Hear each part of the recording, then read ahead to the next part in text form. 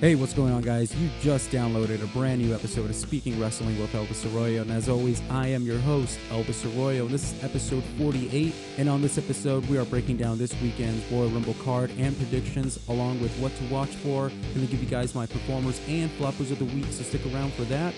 But before we get started, guys, I want to give you a reminder. You can subscribe to this page on our YouTube by looking us up at Speaking Wrestling, also on Twitter at Speaking Wrestle, and get in contact with us on Instagram at Speaking Wrestling. All right, guys, we made it to the Royal Rumble 2020 live in Houston, Texas this weekend.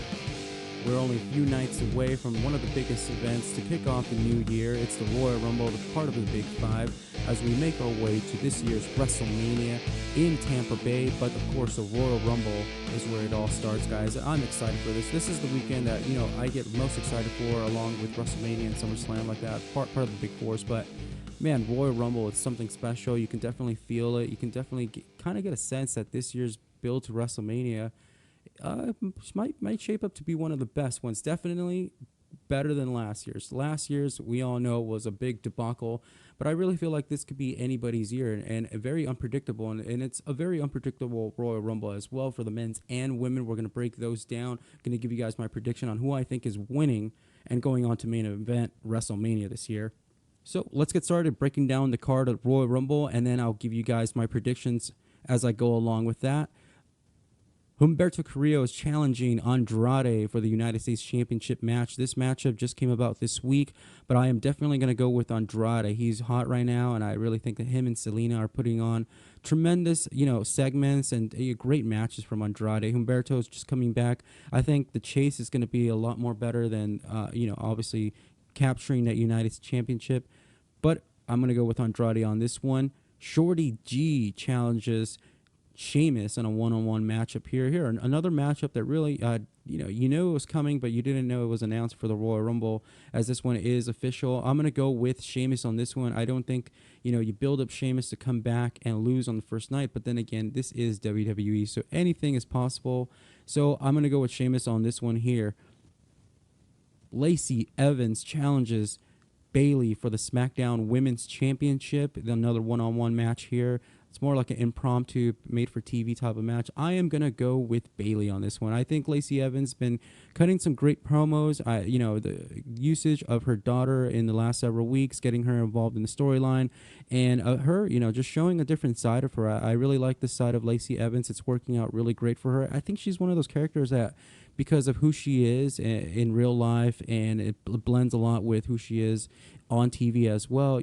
She makes a great case for a great heel, and then also a great babyface with the whole, she's served in armed forces. So, that's a good one there, but she's going to come up short on Bayley on this weekend. So, and on the other side of the women's matchup on Raw, Asuka, one half of the women's tag team championships, along with Kairi Sane, is challenging Becky Lynch for the Raw Women's Championship in a one-on-one matchup, a rematch of last year's Raw Women's Championship, but in this case, the roles are reversed, and Becky Lynch is walking in as the champion. And this is really one of the biggest challenges in Becky Lynch since being, women's champion. And another one of my pet peeves about Becky Lynch is that she really hasn't been in action. I think she's more of an attraction at this point. The company and Vince, they are trying to protect her at this point, but, I feel like it's hurting her because all she does is talk and cut these promos all these weeks, but we want to see more action. It's finally going to go down this weekend.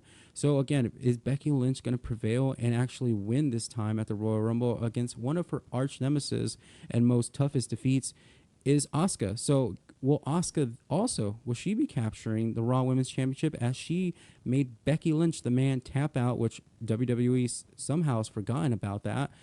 It's a very interesting matchup here. Is Becky going to lose and probably once again enter into the Royal Rumble to get her title back, or is she going to chase after Asuka if Asuka captures the championship? It's all in all good fun, but I'm going to go with Becky on this one. I just don't think it's time for Asuka to capture that women's championship, seeing that she is one half of the women's tag team championships, and they still have some more damage to do with that pair. So if Becky wins this Sunday over Asuka, reclaiming her win from last year, Roman Reigns and Baron Corbin meet in a one-on-one matchup. Hopefully this is the blow-up to this long feud that's been all over SmackDown the last several months. it sure needs to come to a conclusion. And what better place in the Royal Rumble? I'm going to go with Roman Reigns on this one. I just think he's been humiliated all these weeks, and I just think that Royal Rumble is a good night to kind of put an end to this little rivalry he's got with Baron Corbin. And for Roman, it's a great night to put a kibosh on that and start focusing on capturing the Universal Championship once again, the title that he had to relinquish just over about 2 years ago now. Bray Wyatt defends that very Universal Championship against Daniel Bryan in a strap match. Strap match just being announced last week from Daniel Bryan.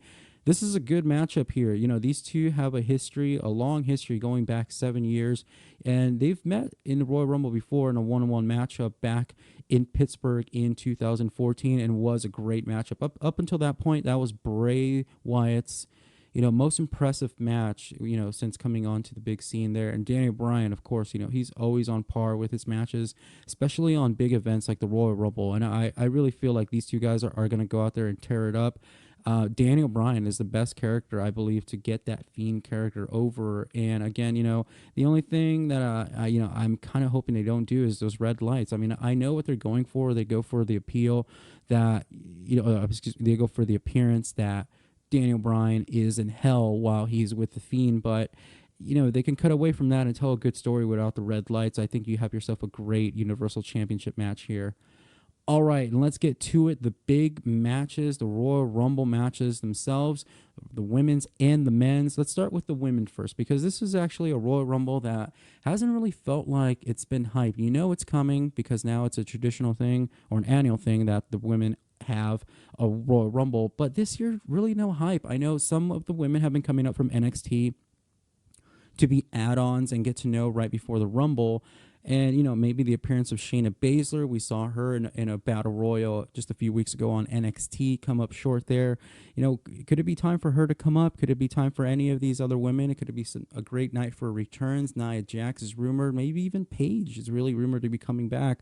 Rumors are flying everywhere this weekend. So we'll find out. But I'm going to go with my honest pick on who I believe will win the Royal Rumble this year, and I'm going to throw one out there and be, again, not much thought has gone into this one because I really don't feel like they've really been giving it enough hype for this, but man, it's really tough. It's really tough. I'm going to go with Kairi Sane. I'm just going to go with Kairi Sane. I have a feeling that Shayna Baszler could be a surprise and win the thing, but I think, Shayna, it'd be a great night for her to open up and on her debut on the main roster. Well, it won't be her debut, but come in strong after losing the championship to go on and win the Royal Rumble. But I think Kairi Sane, she's also, up there with Asuka, put on some great matchups there. She and Becky can tear it up. So I'd love to see Kairi Sane get an opportunity there and really pull her, from the background of Asuka. All right, and the men's Royal Rumble, the big men's Royal Rumble match. And of course, we know that number one entry into this year's Royal Rumble match is the WWE champion himself. And with every Royal Rumble every year, it seems like it gets more and more unpredictable, though those names are being rumored around of who might win it, or Roman Reigns or something like that, Brock Lesnar, Goldberg in the past. But, it really is unpredictable. You really don't know what the outcome is. And again, too, some of these Royal Rumble winners, whether they win the Rumble or not, they don't always complete the mission in capturing the championship at WrestleMania. So sometimes it's kind of like, was it really that important to win the Royal Rumble? But I really feel like this year's Royal Rumble for the men's is going to be the most anticipated, and especially you throw the Brock Lesnar factor in there, as who's going to eliminate Brock Lesnar and who's going to be the one who's going to stand up to Brock Lesnar, who's going to be the one who's going to have to walk down that ramp and meet Brock Lesnar one-on-one. And you have to meet Brock Lesnar one-on-one because that opportunity hangs in the balance of throwing him over the top rope and landing his 2 feet on the floor and going on to WrestleMania, if you can get past Brock. So a lot of names of who is going to be the guy to throw out Brock Lesnar. I made my prediction about a week ago that I think it's going to be Shorty G on that one. But again, Roman is a big contender. Big E's another big name. Matt Riddle is a name that gets getting thrown around all over the place from social media. I'm sure he'd like his name in the hat to be an entry in the Royal Rumble with 5 spots left open. It could be anybody. It could be anybody coming back. Might be John Cena. It might be The Rock. Heck, it might even be CM Punk making his return at the Royal Rumble. Dude, hey, that'd be fitting. That like a full circle. You know what I mean? Like 6 years later, because the last show that Punk worked for WWE was the Royal Rumble. You know what I mean? And he got thrown out by Kane. I mean, it would be just kind of like a bookend story to the fact that CM Punk returns to the Royal Rumble. His last match in WWE. I'd like to see that. And let's get to it, guys. The winner of this year's men's Royal Rumble, who is it going to be? Who do I think is going to challenge Brock Lesnar or The Fiend or whoever is the champion come WrestleMania time, guys? I am going to go with Roman Reigns. I just think they're going to give it to Reigns. I just think Reigns, the way he's being pushed, he hasn't been forced down our throats. He is on a mission, like I said, to capture the Universal Championship, which he relinquished. So I'm going with Roman Reigns on this one. I've predicted before that I think Kofi would be a good candidate and get his match back with Brock Lesnar. Maybe Big E, get a match in there with Brock Lesnar. Maybe be he, once again, challenge Brock Lesnar and bring that championship back over to the New Day where it belongs. It can go either way. So you just have to tune in and find out. It should be a great night. Royal Rumble is always great.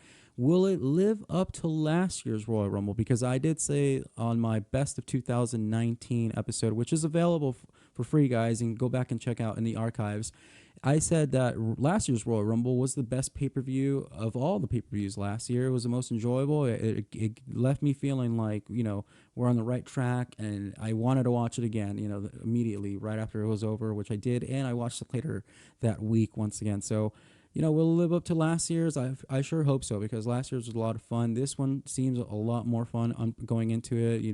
I don't think the undercard is really much that hot, but I really feel like, the talent always shows up on big nights like this. And it's in a stadium in Minute Maid Park, Houston, Texas. So that everybody's going to, bring their A game, but they're going to turn it up to 11 past 10 because it's a special night. It's the Royal Rumble. It's a night to make history. It's a night where your name is going to be embedded in history, in the annals of time of WWE history, guys. I can't wait for it. And with that being said, guys, let's get on over to our next segment. What to watch, guys, this weekend. Since it is Royal Rumble weekend, there is no NXT TakeOver. However, there is NXT UK Worlds Collide. It's pretty much a takeover, just not called takeover. It's going to be live at the Toyota Center right there in downtown Houston, Texas. Great card here. I look forward to this match. I'm definitely looking forward to that Imperium Undisputed Era matchup. Man, I'm waiting for that one. That one should be really good. Of course, Rhea Ripley defends the NXT Championship against Toni Storm in a one-on-one matchup. Toni Storm, she might get her number. I think if she captures the championship here, it would be a good start for her onto NXT. So good stuff there. Rhea can always win it back. Maybe the next takeover in Portland. And MVP and floppers of the week, guys. My MVP for the week. This week, guys, who did it for me? I am going to go with Andrade this week and Zelina Vega. Don't forget about Zelina.